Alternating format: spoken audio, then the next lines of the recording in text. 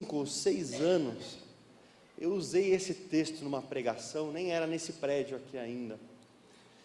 E hoje eu vou usá-lo novamente, mas com outras ênfases, com outros enfoques, com outras coisas que nos últimos anos a gente vai percebendo e também vai amadurecendo e vai observando algumas coisas que eu acho que esse texto ele acaba sendo muito rico para expressar algumas verdades para nós esta manhã. Então, eu tenho certeza que de alguma forma hoje Deus vai falar com você, Deus vai encontrar o seu coração. Apenas deixemos que o nosso coração seja boa terra. 2 Samuel capítulo 4, versículo 4, diz assim: Jonatas, filho de Saul, tinha um filho aleijado dos pés. Ele tinha 5 anos de idade quando chegou a notícia de Jezreel de que Saul e Jonatas haviam morrido. Sua ama, sua babá, o apanhou e fugiu, mas na pressa ela o deixou cair e ele ficou manco. Seu nome era Mefibosete. Antes de falar um pouquinho dessa história, eu queria mostrar 3 slides para vocês, de um cara famoso, Bernard Shaw, o nome dele. Olha como ele conta um pouco sobre a história dele. Ele, só para explicar algo antes, ele era de uma família puritana. Puritano é um movimento cristão, protestante, mas um pouco mais rígido em muitas coisas, um pouco mais assim, em alguns pontos, inclusive exageradamente rígido, em outros pontos muito bons. Mas ele cresceu, então, o seu pai era um puritano, era bastante rígido ali na moralidade, em coisas do tipo.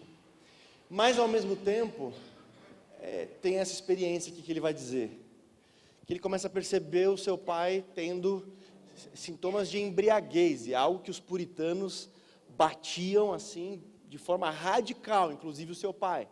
Só que, ao mesmo tempo, ele percebia que o seu pai estava se embriagando. Então, ele começa a contar essa experiência. Mamãe, acho que papai está bêbado. E a mãe respondeu, e quando ele não está? Aí ele conta o impacto que esse momento teve sobre a vida dele. Ele diz assim: a mudança da minha fé infantil em meu pai, como perfeito e onisciente, para a descoberta que era um hipócrita, foi tão repentina e violenta que deve ter deixado sua marca em mim. A ideia dele é: deixou sua marca em mim. Nunca acreditei em nada desde então. Foi ali que comecei a ser um zombador. Esse cara, o Bernard Shaw, ele se tornou um ateu, ele não cria em Deus. E ele tinha algumas teorias socialistas muito complicadas. Ele, inclusive, achava que tinha que ter um socialismo em que as pessoas dividiam tudo e produziam. E a cada 5 anos tinha que fazer uma convocação das pessoas para ela justificar o porquê ela deveria merecer continuar vivendo. E se aí a pessoa não provasse nesses 5 anos que ela era produzir e tudo mais, faca na caveira, literalmente. Então, você quer viver, você tem que produzir.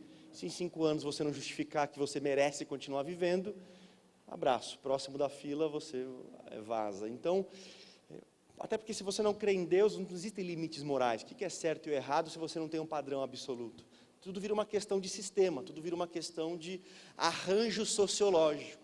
Mas ele seguiu essa linha. Pode passar? Ele fala um pouco da mãe dele também. Minha mãe não era de forma alguma esposa ou mãe. E aí ele declara sobre ele mesmo: carregarei comigo traços daquela desilusão até o túmulo. Ou seja, as marcas que eu recebi nessa experiência com meu pai, nessa experiência com a minha mãe, são marcas que eu carregarei até o túmulo. A última, aí ele diz, falando sobre ele: por sorte tenho um coração de pedra. Não fosse assim, meus parentes o teriam quebrado há muito tempo. Só até aqui, aí os outros slides vai ser só no final. Obrigado, Cris. Quando eu olho para a vida dessa pessoa tão famosa, no século XX, e um ateu que debateu muito com um cristão chamado Chesterton, lá na Inglaterra, Mas você percebe que quebraram os pés dele, de que ele viveu uma experiência com a sua família, ele viveu uma experiência com seu pai e com a sua mãe, que deixaram marcas em sua vida, de tal forma que ele mesmo declarava constantemente sobre ele que estas marcas o acompanhariam até o túmulo. E ainda bem que ele tinha um coração de pedra, esse orgulho de eu tenho um coração de pedra para aguentar esse tranco e para viver tudo isso. E você percebe que não é à toa que algumas pessoas defendem algumas ideias. Quando você percebe alguns históricos, você entende também muitas coisas, que não é só algo racional, existem muitas coisas envolvidas também, experiências, talvez traumas, situações que marcaram a existência de uma pessoa e começam a ser assim algo condutor para a continuação da história dessa pessoa. Isso acontece um pouco com esse rapaz, com esse menino no caso, chamado Mefibosete. Mefibosete nasce numa família que em princípio todo mundo queria nascer, que é a família do rei e filho do príncipe. O vô é rei, o filho é príncipe, é deitar eternamente em berço esplêndido agora, né? Porque está tudo encaminhado, tudo indica que a vida será mais confortável, será mais tranquila, sem necessidades. Mas o texto nos afirma que este filho deste príncipe chamado Jonatas, e neto deste rei chamado Saul, as coisas vão mudar, tragédias vão acontecer. E aquele quadro que era promissor para conforto, para tranquilidade, para uma vida boa, se torna um quadro de caos. Por quê? Porque numa guerra o seu avô morre, o seu pai morre, e num determinado momento onde há um pânico no palácio, porque os filisteus estão vencendo, já mataram o rei, mataram o príncipe, há um grande tumulto, em que uma pessoa de boa vontade, uma pessoa tentando salvar a vida daquela criança, a toma nos braços e na corrida da fuga, na ansiedade da fuga, no desespero da fuga, faz com que Mefibosete acabe por cair no chão, quebrando ali os seus pés. A gente não sabe o nível da lesão, mas sabemos que ele ficou manco, ficou relativamente aleijado, porque também a medicina nem tinha as possibilidades que existem hoje, mas de alguma forma os seus pés quebraram, gerando nele uma marca que o acompanharia para sempre, uma realidade que estaria presente nele. E agora ele não tem mais o rei, não tem mais o príncipe, e um outro rei vai se levantar, que não tem mais nada a ver com essa família, que é o rei Davi, que era amigo de Jonatas, mas não era da família real. Então, o Mefibosete, que poderia ali esperar, estar sempre no palácio, sempre envolvido com a realeza, sempre cuidado com o bom e do melhor, com o seu avô que é rei, com o seu pai que é príncipe, com a sua boa saúde, de repente, num dia, vê tudo isso desmoronar. E a Bíblia nos informa que ele vai morar num lugar chamado Lodebar, que é uma palavra que significa um lugar assim, deserto, um lugar sem pão, é uma região assim, tenebrosa. Por quê? Porque quando você é de uma dinastia de um rei, e outro rei se levanta, o que normalmente o rei que se levanta ele faz? Ele mata todo mundo da outra dinastia, para ninguém pensar em voltar a tentar brigar pela coroa, a brigar pelo reino. Então quando Mefibosete agora sabe que um outro rei se levanta, ele ainda era criança, mas tem que se esconder, tem que fugir, tem que ir para um lugar chamado Lodebar, que é um lugar sem muita esperança, um lugar sem pão, um lugar sem cuidado, sem pastagem. E lá ele vai ficar por mais de 20 anos, cerca de 20 anos, com o seu medo de morrer. E aí um dia, quando ele já tem mais de 20 anos, o rei Davi, famoso rei Davi, ele vai se lembrar da sua amizade com Jonatas, que era o pai de Mefibosete. A aliança que eles tinham, eles eram amigos de verdade, talvez a amizade mais impressionante da Bíblia, a amizade mais verdadeira da Bíblia. E Davi um dia, no seu palácio, vai pensar, será que alguém, que o texto que você leu está em 2 Samuel 4,4, e aí a história muda para outras coisas, mas quando você chega em 2 Samuel capítulo 9, no versículo 1, Davi no seu palácio vai se perguntar, mas será que tem alguém da casa de Jonatas, do meu amigo, que eu possa fazer algo de bom por ele, por amor de Jonatas? E aí uma pessoa se levanta e diz, olha, tem um tal de Mefibosete, que está lá, quase morando no quinto dos infernos, manco de uma perna, ou seja, com uma deficiência, e meio que escondido lá. E aí Davi diz, mande trazê-lo, mande chamá-lo. Eu fico imaginando o Mefibosete, ouvindo na porta dele, bater na porta e dizer assim, olha, o rei ficou sabendo que você existe, e mandou vir atrás de você. Imagina, a coisa mais comum de acontecer é que ele seria morto. Ele não sabe da grande amizade, ele tinha 5 anos quando seu pai morreu, ele não conhece a história, os detalhes. Eu fico imaginando o desespero dele, pensando, puxa vida, a vida já tirou o meu avô, já me tirou o meu pai, já tirou o palácio, já tirou parte da minha saúde, e agora chegou o desfecho. O grande finale chegou e eu vou morrer porque o rei me descobriu. E aí ele é levado ao palácio, e é interessante que quando ele chega no palácio, ele ali que se prostra, né? E ele vai dizer até para Davi, que o rei está se preocupando com um cachorro como eu. Né? Ele está dizendo, rei, fica tranquilo, eu não tenho a menor condição de te fazer oposição, eu não tenho a menor condição de brigar pelo reino, de lutar pela coroa. Eu sou alguém que mora em lugar nenhum, eu sou um nada, eu sou um ninguém, e totalmente incapacitado, totalmente impossibilitado, porque um dia me derrubaram, porque um dia me deixaram cair, e por isso nem andar bem eu consigo mais. E é nesse momento que Davi então vai dizer para ele, lá no versículo 12 do capítulo 9 de 2 Samuel, falou, para o resto da sua vida, você vai comer na minha mesa. Você vai comer na mesa do rei. Você está restituído ao palácio. Você está restituído à realeza. E sempre que a família se reunir para uma refeição, haveria um lugar para Mefibosete.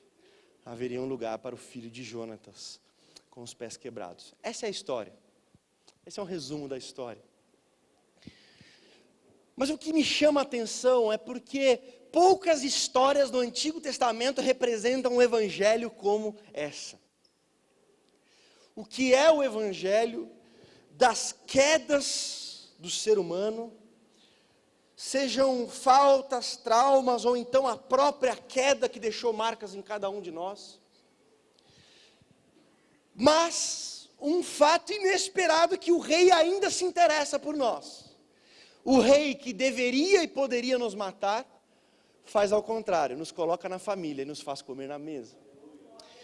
Muitas vezes, eu vejo muitas pessoas que sofreram grandes quedas na sua vida, que foram derrubados, e que têm faltas, que não tiveram algumas coisas na sua formação, não obtiveram, não experimentaram algumas coisas em suas infâncias. E de forma que, como nós lemos a história desse homem, Bernard Shaw, ocorre também de esta pessoa carregar estas experiências e estas marcas, e essas experiências acabam sendo definidoras do futuro dessa pessoa. Das experiências posteriores dessa pessoa. Ou algumas pessoas viveram momentos de uma traição tão grande, ou de uma perda tão grande, de um erro decisivo que cometeram tão grande, que isso acaba tendo um poder tão decisivo, que aquela pessoa se torna irreconhecível. Você percebe que tem pessoas que depois de determinada experiência, de uma perda, de uma traição, de um erro que a própria pessoa cometeu, elas parecem que se transformam em outra pessoa. Parece que muda uma chave, e algo acontece, e elas acabam ficando com os pés quebrados. Efetivamente mancas, por causa daquilo que aconteceu. E aquilo acaba virando uma sombra para o resto da vida. Muitas vezes, ao conversar com um casal, ou conversar com uma situação em que há uma briga, ou conversar em uma situação em que há algum desafio, é comum se perceber que existe algo de 30 anos atrás que parece que ainda está ecoando numa outra história, que não tem nada a ver com essa diretamente, mas que ainda continua fazendo barulho, que ainda continua exercendo efeito, continua exercendo poder, os pés continuam quebrados. Mas não é só isso. Mesmo que nós não tivéssemos passado por nenhuma experiência traumática, de perda, de traição, de uma falta que nós tivemos, ou um erro gigantesco que tenhamos cometido, o ser humano carrega em si marcas da queda humana. De forma que nos nossos temperamentos, nós carregamos vantagens, mas também desvantagens. Há uma desordem, há uma confusão interior no ser humano, de forma que ele que tem um temperamento, ou uma inclinação para um temperamento, não sei se você sabia, mas você tem uma inclinação para um temperamento, isso é biológico, isso é uma predisposição que você nasce com ela, mas que também vem acompanhado com os efeitos da queda. E que muitas vezes esse temperamento, ele se torna um inimigo da pessoa. Por mais que ele possa ajudar a pessoa em algumas coisas, por outro lado, ele também pode. Por quê? Porque ele é um impulso, ele é uma disposição emocional. E não precisa muito para você perceber isso, que tem pessoas que desanimam mais facilmente, tem pessoas que se entristecem mais facilmente, tem pessoas que se irritam mais facilmente, tem pessoas que se alegram mais facilmente. Nós somos diferentes, temos temperamentos diferentes, mas os nossos temperamentos estão contaminados pela queda. E isso faz com que muitas vezes nós nos tornemos escravos de algumas coisas, de alguns pontos, por causa dessa composição emocional que tem a ver com a nossa biologia. Qual é o seu temperamento? Samuel? Eu acho que tudo que tiver de pior de todos, eu sou eu, assim, né? Será que você é um colérico? Essa é uma classificação muito útil. Porque para você saber o temperamento de uma pessoa, você tem que fazer duas perguntas, basicamente. Primeiro, qual que é o grau de excitação emocional dessa pessoa? Essa pessoa é uma pessoa que tem o gatilho e explode emocionalmente, rapidamente? Ela reage rapidamente, emocionalmente, seja para o bem, para o mal, ela tem uma emoção que desperta logo? Se ela tiver, ou ela é uma pessoa colérica, ou é uma pessoa sanguínea. Porém, se essa pessoa ela não, se você provocar, na hora ela retém a reação tranquila, ela não estoura no momento, ou ela não se prende emocionalmente, ela não desperta emocionalmente de forma tão fácil, mas ela tem uma forma mais lenta de despertar suas emoções, ou ela é melancólica, ou ela é fleumática. Essa é a primeira pergunta. A segunda pergunta é: quanto dura essa emoção depois que ela surge? Depois que a pessoa desperta na sua emoção, é algo que dura ou é algo que passa logo? Se dura e desperta logo, é colérico. Se desperta logo, mas dura pouco, é sanguíneo. Tem a tendência a ser sanguíneo. Já se a emoção demora para despertar, mas depois que ela desperta, ela continua, ela se mantém, é o melancólico. Se é difícil para pegar e é difícil para manter, é o fleumático. Samuel, eu não sei o que eu sou. Sou um ser humano, serve? É interessante a gente perceber isso, porque tem muito a ver com a nossa vida. E por que eu estou trazendo esse assunto, à tona, agora, numa palavra como essa? É porque a maioria das pessoas, elas acabam sendo roubadas pela distorção do seu temperamento. Elas têm um temperamento e não existe necessariamente um temperamento melhor do que o outro. E o temperamento em si, ele não é um pecado, ele não é uma falha diante de Deus, mas ele é uma realidade pessoal. Mas a partir dele, e com essa desordem da queda, o nosso temperamento muitas vezes nos inclina emocionalmente de forma negativa, de forma ruim. E o que mais as pessoas fazem? O meu temperamento é assim, e ponto final. Fala, gente, olha, não, mas você não pode por esse caminho e tal. Não, mas é meu temperamento. Não, olha, mas tem uma outra forma. Não, mas é meu temperamento. Já viu alguém fazer isso? Samuel, eu costumo fazer umas 3 vezes por dia, assim, né? Deixa eu aprofundar um pouco nisso.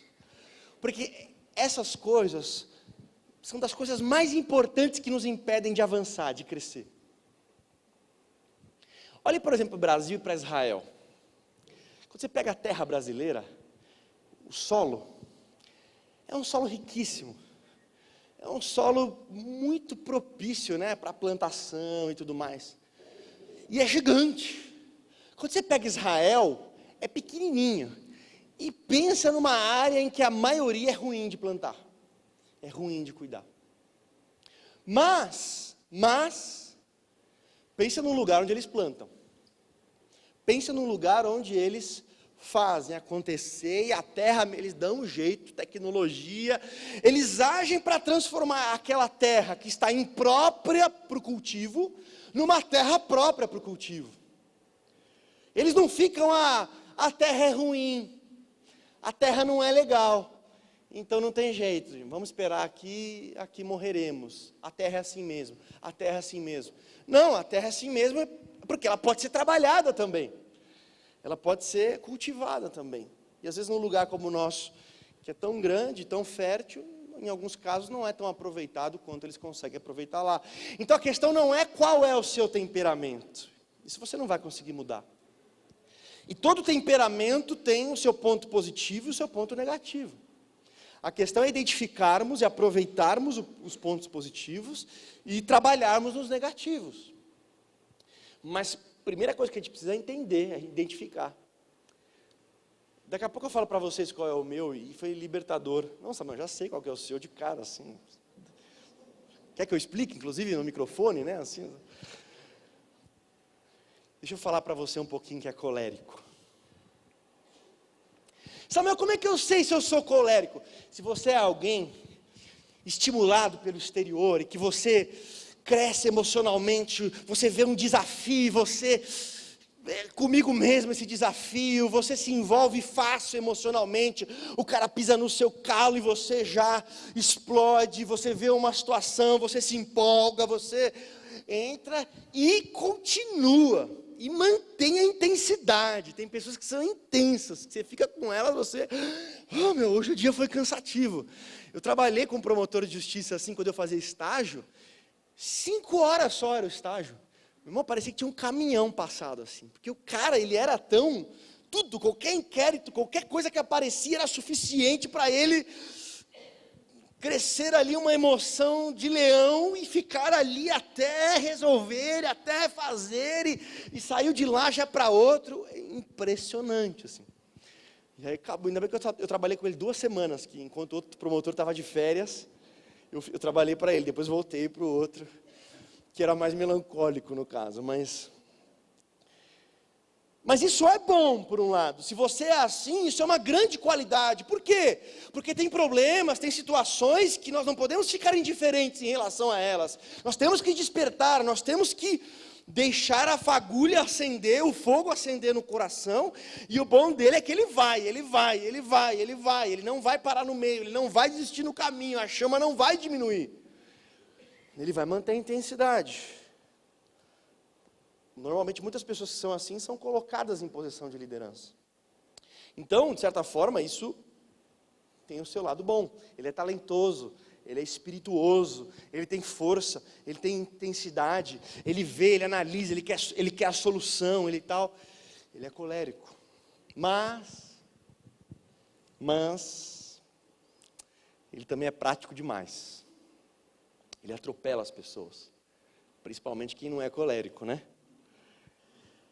Ele é tão rápido e intenso para resolver um problema que ele não tira o pé do acelerador em horas que deveria tirar. Porque algumas coisas precisam de paciência. Algumas coisas precisam de lentidão pela sua natureza. E aí eles começam a criar uma indiferença em relação a tudo que é obstáculo. O que eles querem é sempre tirar obstáculos. Eles vão atropelando os obstáculos. E acaba ficando ressentido com as outras pessoas que não têm esse ritmo. Mas essa humanidade lenta, parada, não, ele começa a ficar até... As pessoas não correspondem. E quando ele é colocado numa posição de liderança, é comum e é perigoso que ele estabeleça um reinado de medo. De terror, de pressão, assim, sabe? De controle, de imposição, de algo que deixa todo mundo tenso. Assim.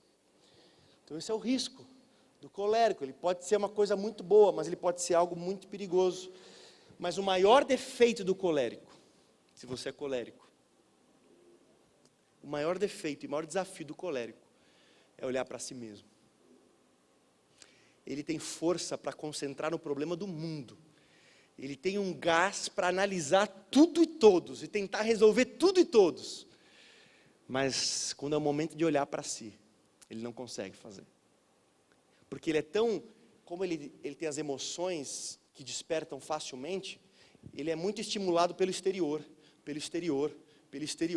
Então as coisas vão acontecendo, ele vai sempre focando no exterior. Então ele consegue atropelar tudo e todos, mas na hora de olhar para si ele não consegue. Ele tem dificuldade. Esse é um grande defeito. Samuel, me fala um colérico da Bíblia. Davi era um colérico. Pensa num cara, o quê? Tem gigante? Cadê a pedra? Cadê o tal? E vai. E meu irmão, se não fosse na primeira, ele ia jogar pedra em Golias. Até hoje ele estava jogando pedra. Mas, ao mesmo tempo, um dia que ele adulterou e que cometeu um assassinato, como é que você aborda um colérico? Um colérico não consegue olhar para si. Então ele não assume a culpa de nada. A culpa é do mundo.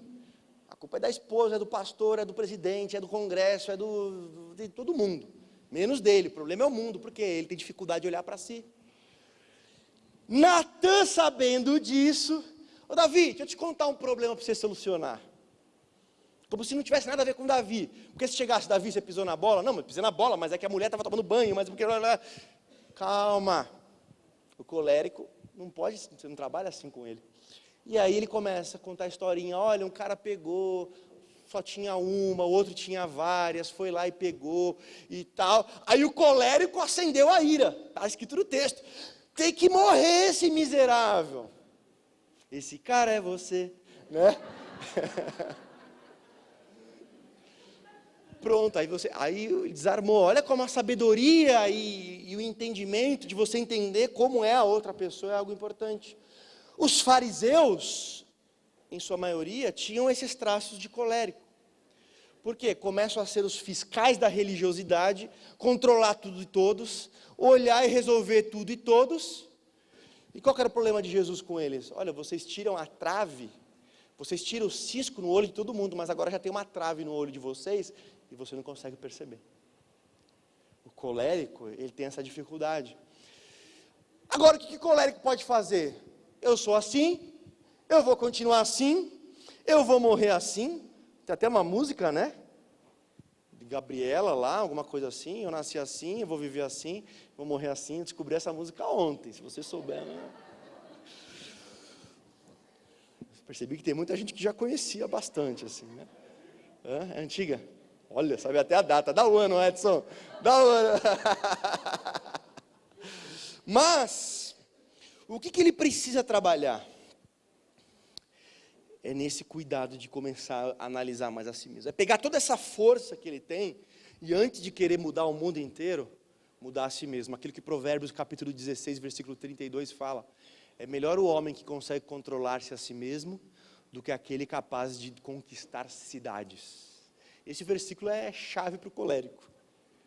Irmão, pega todo esse impulso que você tem e dá uma concentradinha em si mesmo. Samuel, eu não sou colérico. Talvez você seja sanguíneo, então. Quem é o sanguíneo? É alguém que também tem as emoções facilmente despertáveis, que rapidamente se envolve emocionalmente, mas dura pouco. É o famoso fogo de palha. Ele se anima logo, se envolve logo, mas passa um tempo, ele não mantém essa pegada. Ele não mantém essa chama. É como se fosse um fogo que acende, passa um tempo, ele logo apaga. Enquanto o colérico é aquela chama, a fornalha de Nabucodonosor o tempo todo, esse não, esse é uma chama que desperta, mas se empolga, e agora vai, você fala, que isso? Essa pessoa vai mudar o mundo. Na semana que vem ela nem lembra mais do... Qual que é a vantagem do sanguíneo? O fato de ele... Por que acontece? Ele muda muito de foco. Então ele está empolgado com uma coisa, daqui a pouco está empolgado com outra, está empolgado com outra, está empolgado com outra. Isso faz com que ele tenha facilidade em algumas coisas. No quê? Em coisas de curto prazo. Segundo, ele tem facilidade em perdoar e reconhecer seus erros. O que ele faz? A Cris vem, pisa no meu calo, sou sanguíneo, olha meu pé aqui, tá louca, tal. Por quê? Porque as emoções despertam facilmente. Mas passa 5 minutos, eu não devia ter falado assim com ela. Por que eu maltratei? Porque eu vou lá pedir perdão. O sanguíneo, ele vive se arrependendo, porque ele desperta no momento e depois passa, ele está sempre olhando, falando, que maluco que eu fui, que louco que eu fui, não era para ser daquele jeito. Então ele perdoa facilmente, pode até pedir perdão facilmente, mas é um problema. Por quê? Porque tem muitas coisas na vida que exigem constância, que exigem fidelidade. E tem um livro que diz assim, a alma do sanguíneo é como uma prostituta. Por quê? Porque ele vive trocando a sua fidelidade. Ele faz juras de fidelidade no momento a uma coisa, e já jura para outra, e já nem lembra mais aquilo que acontecia. Então esse é o maior desafio do sanguíneo. Por quê? Porque ele se empolga, a emoção vem, isso é importante. Mas quando a emoção passa, ele tende a ir buscar essa emoção de novo em outro lugar. E depois em outro lugar. E o que ele precisa aprender? A buscar a essência do que despertou a sua emoção. A verdade, perceber que algumas coisas devem ser mantidas e defendidas e preservadas e fidelizadas, independentemente desse fogo estar mais alto ou mais baixo. Mais animado ou não, que nem o relacionamento com Deus. O sanguíneo, ele chega no louvor, as lágrimas, rios assim, agora eu vou mudar o mundo, minha vida e tal. Chega na terça-feira, acabou. Já falou, e que você chorou e tal? Pô, você sabe que eu não lembro mais, assim, né? Passa. A coisa passa, ele é tão distraído, e aí que é o que é perigoso? Nos relacionamentos, ele começa a amar a emoção do relacionamento, e não a pessoa que ele ama. Isso para um relacionamento é perigosíssimo. Se a pessoa é sanguínea e ela tem um relacionamento, e no começo tem toda aquela emoção do início do relacionamento que desperta, depois entra na regularidade, a regularidade do amor, a regularidade da fidelidade, a regularidade do cuidado, enfim, outras coisas. Mas o que ele acha? Já não está explodindo mais aquela emoção, então eu não amo mais. O que eu faço? Eu preciso mudar, trocar, para sentir de novo. Isso são riscos gravíssimos para um sanguíneo. Quem é sanguíneo na Bíblia? Pedro. O Pedro total. Por quê? O Pedro, horas antes, está dizendo, Jesus, se todo mundo te negar, eu não te nego, eu vou morrer por ti. Aí passa umas horas, ele está no pátio, vem uma empregada falar, você não estava com Jesus? Não, está louca? Eu não estava com Jesus não, tal. Então é uma oscilação muito grande. Então o que o sanguíneo tem que trabalhar? Ele tem que perceber quais são as áreas da vida que não permitem esse tipo de alteração, esse tipo de troca, esse tipo de... E não viver dependendo desses impulsos o tempo todo. Ele precisa ter mais interioridade, vida interior, de buscar a essência das coisas, de pegar algo que o empolgou e não apenas ficar na empolgação, mas mergulhar nisso. Sabe o cachorro que pega o osso e rói até o talo? O sanguíneo precisa aprender isso. Ele precisa pegar os ossos que geram empolgação e falar, tem mais coisa aqui, antes para abandonar e partir para outra. Esse é o sanguíneo. Eu tenho uma tendência a ser sanguíneo. É minha inclinação. Porque ninguém é tudo uma coisa só. É uma tendência, normalmente é assim, as coisas normalmente... Eu sei, uma das coisas que me fez ver que eu era sanguíneo, foi alguns anos atrás, quando eu cheguei nos meus livros, eu vi que a maioria dos livros estavam lidos até a metade. E eu já perdi o interesse. Então eu me empolgava, nossa, eu preciso desse livro, esse livro é muito bom e tal. Aí pegava, começava a ler, aí chegava na metade, não é tão bom assim, quer saber? Eu preciso de outro mais legal e tal. E eu percebia que eu fazia isso. Qual que é a vantagem disso? É que a verdade liberta e você consegue começar a trabalhar nas coisas. Ao invés de falar, eu sou assim mesmo, então, minha vida vai ser assim, eu vou ler só o livro até a metade, pro resto da minha vida. Não é esse o objetivo. É saber que há efeitos da queda nisso. E que nós podemos trabalhar nisso por meio da graça de Deus, do Espírito Santo, mas eu vou falar disso já já. Preciso correr um pouquinho para poder avançar. Mas talvez você saiba, eu não sou nada disso. Esse pessoal que fica emocionalmente, tal, animadão, assim, sabe? Eu nem venho no louvor. Nem venho no louvor, porque esse monte de gente assim e tal. Bom, nós temos duas pessoas que são lentas para que as suas emoções sejam despertadas. Que é o primeiro, o melancólico. Vou te dar um exemplo do melancólico. Melancólico é aquela criança que sofre bullying na escola e na hora não reage. Na hora fica tranquila assim. Mas aí ela começa a digerir. Ela, depois de alguns dias, ela desperta. Puxa, o que aconteceu comigo, aquela humilhação, aquela situação. E o melancólico se apega a isso e não esquece mais. O melancólico tem uma memória de elefante. Ele vai cultivar essa emoção que ele sentiu depois, tardiamente, depois de muita análise, e ele se aprofundou, ele analisou a situação, e agora aquela situação ganha raiz nele, muito profunda. E qual que é o problema do melancólico? Por isso que a palavra tem esse peso, que ela está meio que associada à tristeza, é que normalmente as emoções que ele mais analisa e desperta, são as emoções mais tristes, são as emoções mais ruins, são as emoções mais negativas. E é por isso que se diz que o melancólico tem mais tendência à depressão, ele tem mais tendência, por quê? Porque tem a ver com essa questão que ele é duradouro assim, só que ele é duradouro normalmente na desesperança. Então ele excita emocionalmente lentamente, não é tão forte, é fraco, mas é um negócio constante. Qual que é a vantagem? É uma pessoa reflexiva, não é uma pessoa que qualquer coisa fora dela já estimula, já chama atenção, porque, como eu falei, o sanguíneo ele é muito distraído. Qualquer coisa que chama a atenção dele, ele para ver, ele para se envolver. Então, para ele orar é uma dificuldade. Por quê? Porque ele está orando, ele ouviu um zunido, opa, agora a mosca, então ele parece uma barata tonta, uma borboleta.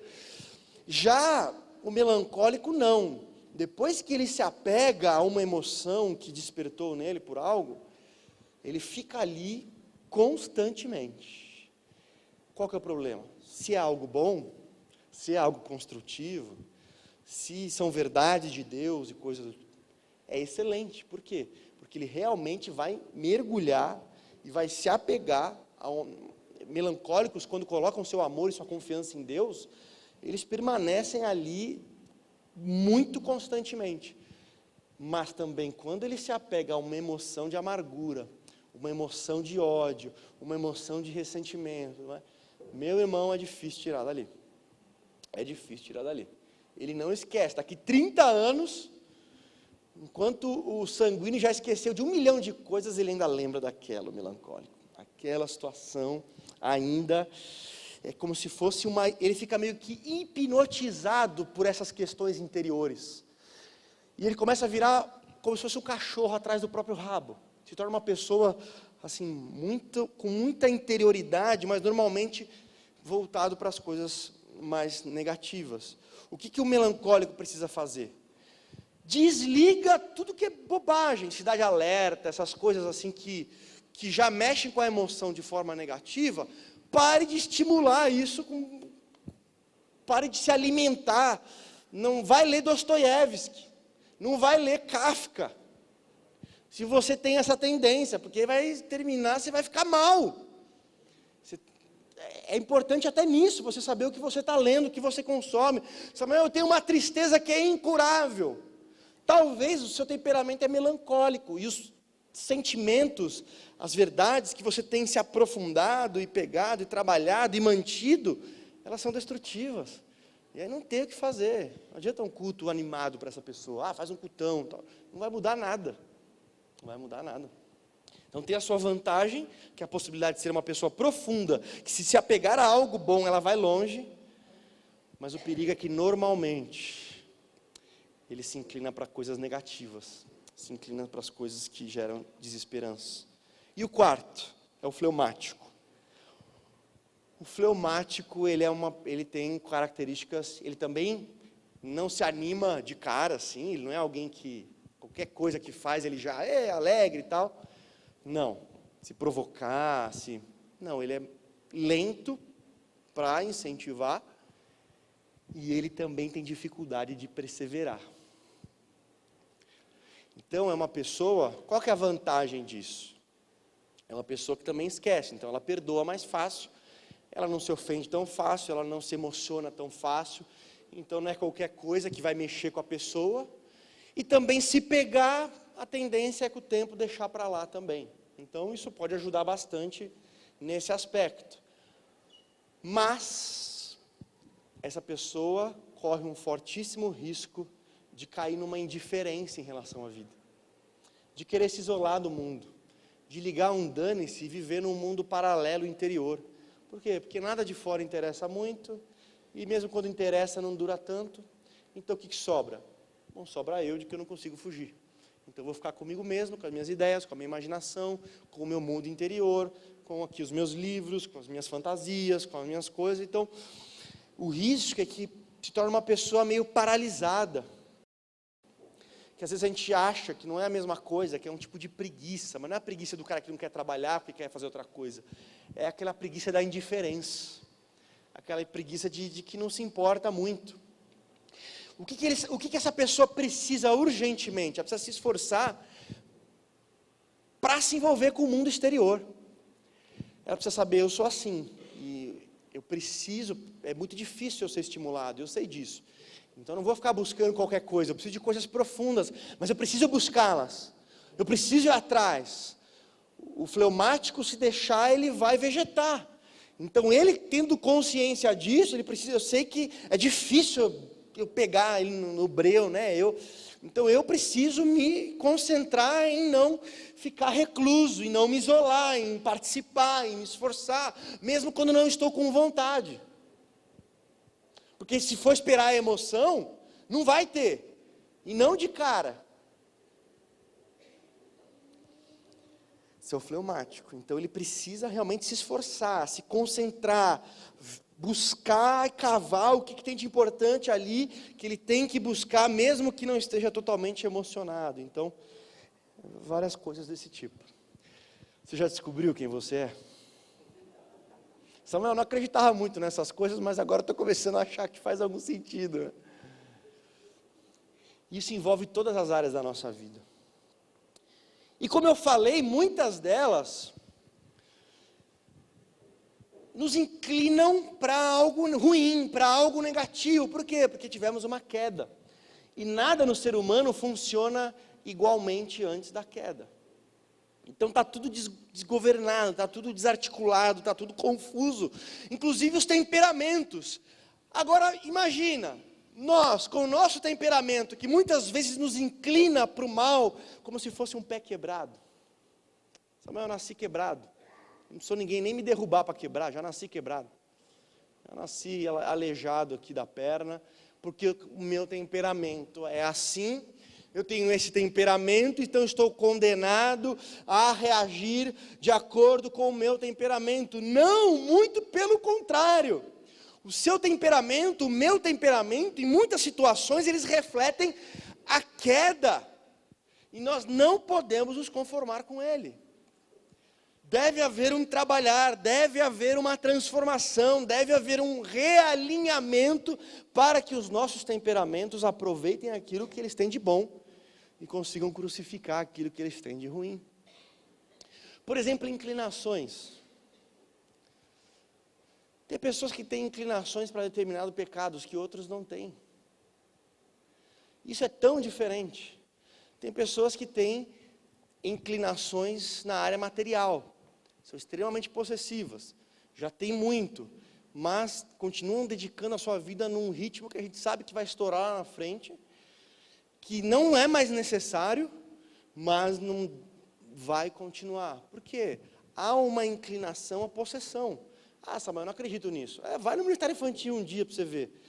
Pega o brinquedo de uma criança, você vai perceber que algumas têm uma facilidade maior que outras em deixar o outro brincar com o próprio brinquedo, e outras, o mundo vai acabar se isso acontecer. O que é isso, Samuel? São defeitos da queda que nos acompanham. Esse vírus, né, espiritual e que influencia nossas emoções, nosso corpo, todas as coisas. Qual que é o caminho para essa pessoa? Então, já que eu tenho essa inclinação, logo é certo viver só querendo coisas e cada vez mais coisas. Não! Não é a inclinação que define o que é certo e o que é errado. Um dia o cara falou assim, faz bastante tempo: Samuel, eu estou casado, mas eu tenho uma inclinação para outras mulheres. Eu acho que eu sou capaz de amar várias. E se eu tenho essa inclinação, então é certo? Eu falei: eu estou com uma inclinação de te matar agora. Você acha que, já que eu tenho essa inclinação, então é certa? Isso vale para a homossexualidade, irmãos. A gente não costuma falar tanto disso, mas é possível que pessoas tenham essa inclinação. E não adianta você querer falar, tudo é o diabo, tal. Pode esquecer, é uma inclinação para um pecado. Como você tem as suas inclinações, algumas pessoas têm outras. Agora, porque uma pessoa tem inclinação a algo, então é certo. Então porque a pessoa sempre teve essa inclinação. Não é assim, não é a inclinação que define o certo e o errado.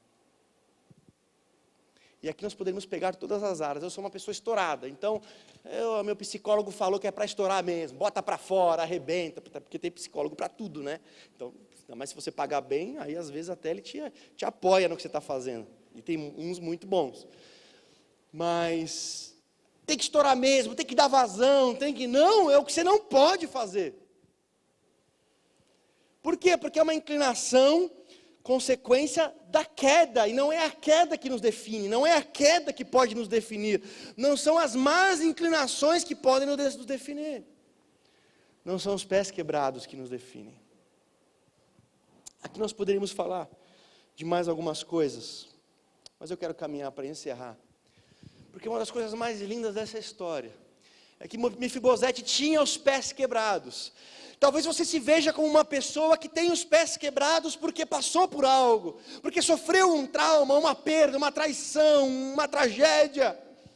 Ou talvez você olhe para o seu temperamento e fala: eu tenho os pés quebrados porque eu sou colérico, eu tenho os pés quebrados porque eu sou sanguíneo, eu tenho os pés quebrados porque eu sou melancólico, eu tenho os pés quebrados porque eu sou fleumático, e não tem jeito, assim vai ficar, os meus pés quebraram e agora eu só vou ter que morar em Lodebar, como Mefibosete. Ou talvez, não, eu tenho inclinação para fazer isso de errado, então não tem solução para mim, sempre eu me vejo inclinado a fazer isso, sempre eu me vejo inclinado a reincidir, meus pés estão quebrados. Sabe, queridos, eu queria que com a palavra desta manhã, que é uma palavra muito mais pastoral do que uma pregação propriamente dita, é que você soubesse que há um rei Davi te convidando para a mesa da família. É que há um lugar na mesa para pessoas com pés quebrados como nós. O Charles Swindoll, ele falou: eu fico imaginando essa história. O rei Davi chama para a refeição. E aí de um quarto sai o sábio Salomão. Sai do seu quarto, sai quem sabe da biblioteca. com seus livros, com todo o seu conhecimento, e se assenta na mesa. Aí outro quarto abre a porta, sai o Absalão, macho alfa, 2x2, bonito, a Bíblia diz. E aí a mesa vai sendo preenchida, mas ainda há um lugar. E para sempre houve um lugar separado para um Mefibosete, com as suas lutas, com as suas dificuldades, talvez chegando de muleta, mas chegando fazendo barulho ali da sua dificuldade, mas chegando. E quem sabe a toalha da mesa não cobria a sua deficiência, porque na mesa do rei o que importa é estarmos na mesa do rei. Eu não sei o quanto que a vida, os seus temperamentos, as suas inclinações têm combatido contra você, no sentido de dizer que você está condenado a ser o manquinho lá do canto, que tem que ficar isolado, que não há lugar para você. No reino de Deus, no plano de Deus, naquilo que é o sonho de Deus. Eu quero dizer para você que tem lugar sim. Tem lugar, teve para mim e para muitos aqui que poderiam levantar a mão e falar: olha, eu tenho pés quebrados. E mesmo assim eu fui recebido na mesa do rei, na família do rei, na intimidade do rei. Que em nome de Jesus a gente não aceite algumas coisas.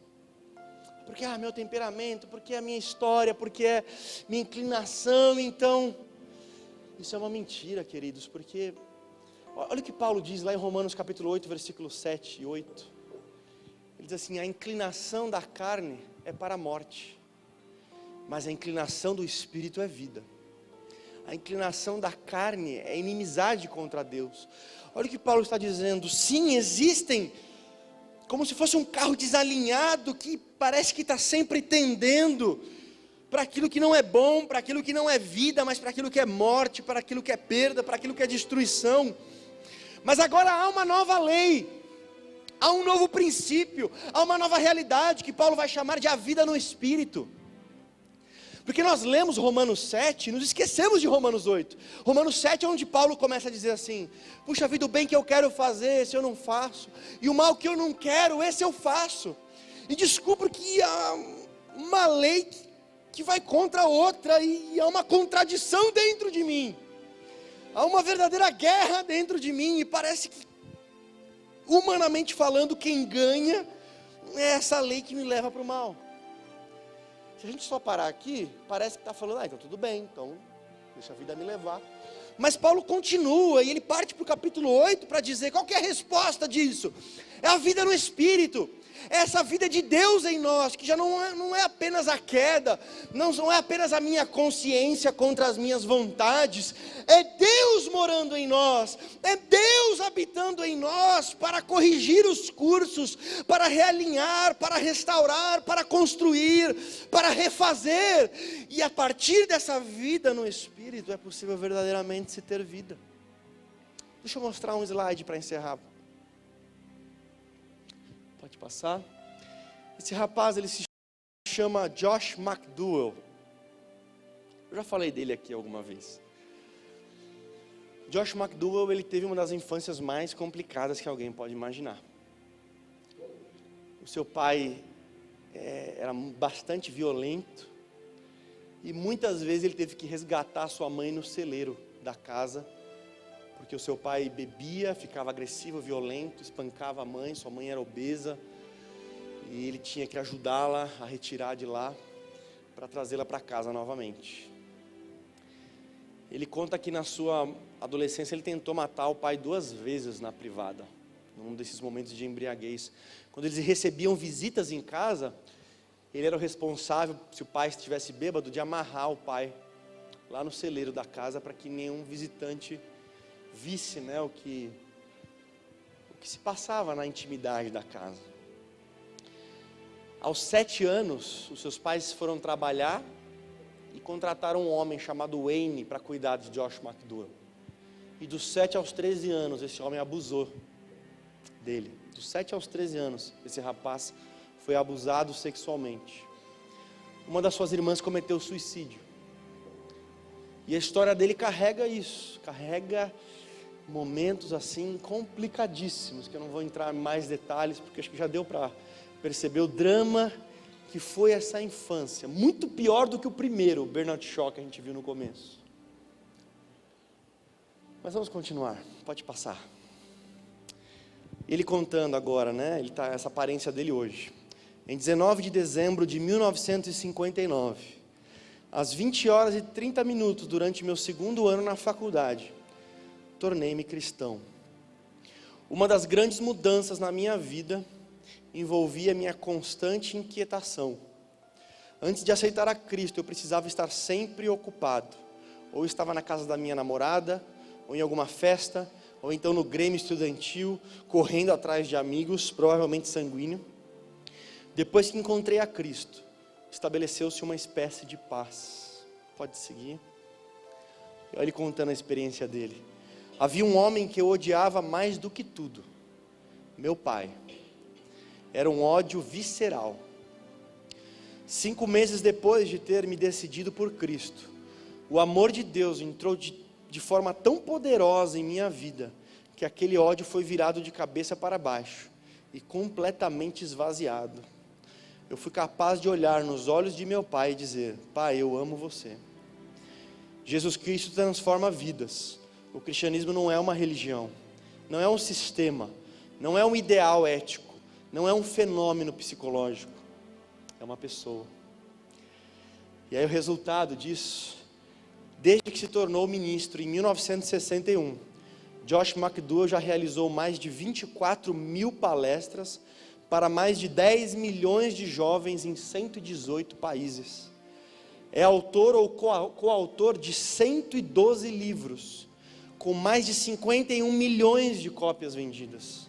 Seu livro, Mais que um Carpinteiro, talvez você conheça, vendeu mais de 15 milhões de cópias e foi traduzido para mais de 85 idiomas no mundo.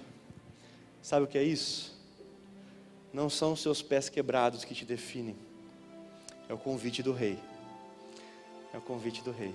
Quando nós atendemos esse convite, quando nós confiamos nesse convite, de que há um lugar na mesa, de que há um lugar na família para nós podemos viver experiências como essa. Vamos ficar de pé?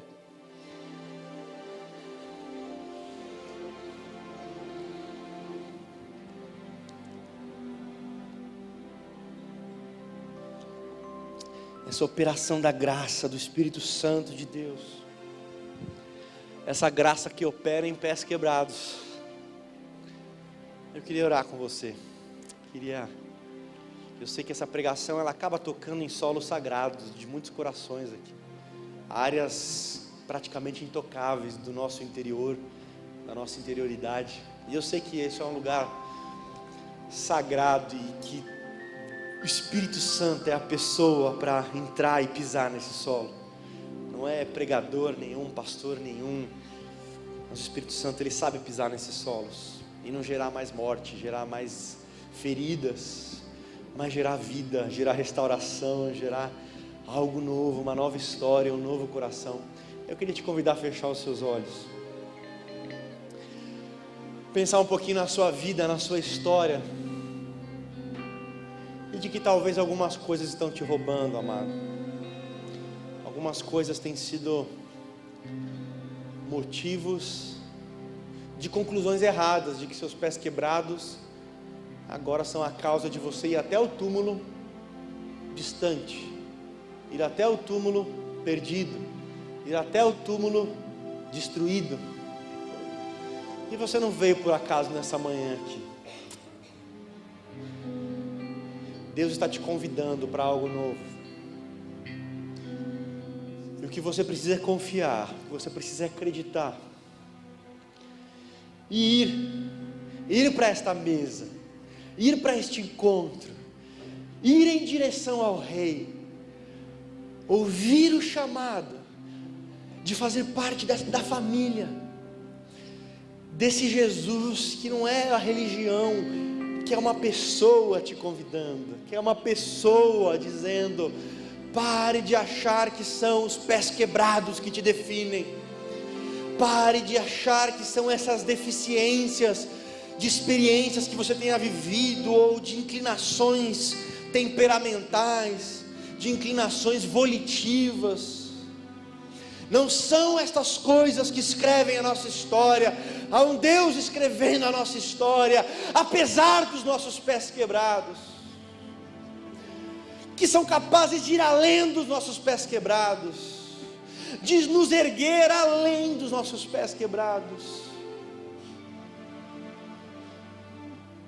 Ainda de olhos fechados, vindo para cá, a gente não vai cantar essa música, mas no carro eu tocava, quando eu coloquei play, You Raise Me Up, que é uma pessoa cantando para Deus: Deus, você me ergue, você me levanta, você me impulsiona acima das montanhas, acima das adversidades. E nesta manhã eu queria dizer que Ele é aquele que nos ergue acima dos nossos pés quebrados, das nossas limitações, que muitas vezes são paralisadoras, e nós nos apegamos a elas com uma espécie de prazer, mas é um engano. É um engano, porque nos roubam, porque dizem para nós que não há um lugar na mesa, dizem para nós que nós não somos da família, dizem para nós que não há espaço no plano de Deus, no coração de Deus, na família de Deus. E por isso essa mentira tem que morrer, de que aquela história que aconteceu naquele ano define a sua existência, de que o seu temperamento, que tem sido talvez mal usado, define a sua existência, que a sua inclinação para algo define a sua existência. Eu queria declarar em nome de Jesus, que o que define a sua existência é o Rei dos Reis, que está sentado à mesa dizendo: eu quero que aquela pessoa, que você esteja na minha mesa, comendo da minha comida, participando da minha intimidade, envolvido na minha família, na família de Deus. E que tudo que for contrário a isso, em nome de Jesus, que caia por terra como uma mentira do inimigo. Senhor, Espírito Santo, que sonda e conhece os corações, mesmo as palavras que não vêm à boca e as que vêm, o Senhor já conhece. Obrigado a Deus, porque não há ninguém que nos conhece como o Senhor conhece, e mesmo assim não há ninguém que nos ama como o Senhor nos ama, e que nos traz numa manhã como essa, talvez muitas vezes que não é pretensiosa, despretensiosa, que nós vemos, nós chegamos, mais um dia, mais um culto, mas o Senhor nos ama, o Senhor nos quer por inteiros, o Senhor nos quer com vida, e por isso permite que o Teu Espírito entre profundamente nos nossos corações, para nos convidar para um novo caminho, para uma nova história. Vai em cada coração, Espírito Santo, porque Tu és precioso, Tu sabes entrar sem quebrar, Tu sabes entrar para gerar vida e não morte. Espírito Santo, Tu sabes entrar para gerar ânimo, para gerar visão e não cegueira e destruição. Então vai em cada coração nesta manhã, Espírito Santo. Encontra, sim, um coração talvez marcado, um coração talvez inclinado, mas um coração que é Teu. Pega esse coração, pega essa vida, Deus, e traz para a Tua mesa, traz para a Tua intimidade, Senhor. Traz, Senhor, traz para perto, traz hoje, Senhor, que nós não aceitemos esta mentira de que vivemos aquilo, ou somos assim, então fiquemos assim. Nós não aceitamos isso e declaramos que o que nos define é o convite de Deus sobre nós.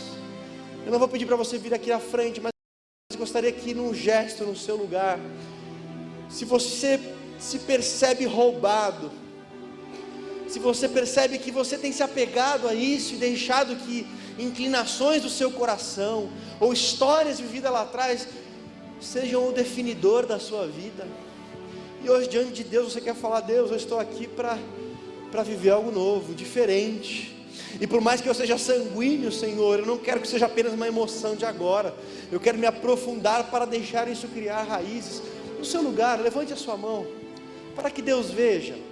Ele já sabe, mas um ato exterior que diga: eu estou aqui para viver uma nova história, eu estou aqui para ser definido por Deus, pelo convite de Deus, pelo amor de Deus, e confiar nisso. Senhor, olha cada mão, olha cada coração que se ergue não para mim, Senhor, e para ninguém, mas para Ti, e somente para Ti. Então socorre, a Deus, e toma estas mãos que estão erguidas, para levantá-las destas mentiras que têm aprisionado, desses aprisionamentos que os têm inutilizado e os têm prendido. Pega nestas mãos, Senhor, e ergue para uma nova história, para um novo tempo, para uma nova realidade, Senhor. Que seja chegado para cada Mefibosete que entrou aqui com os pés quebrados, nesta manhã, um convite real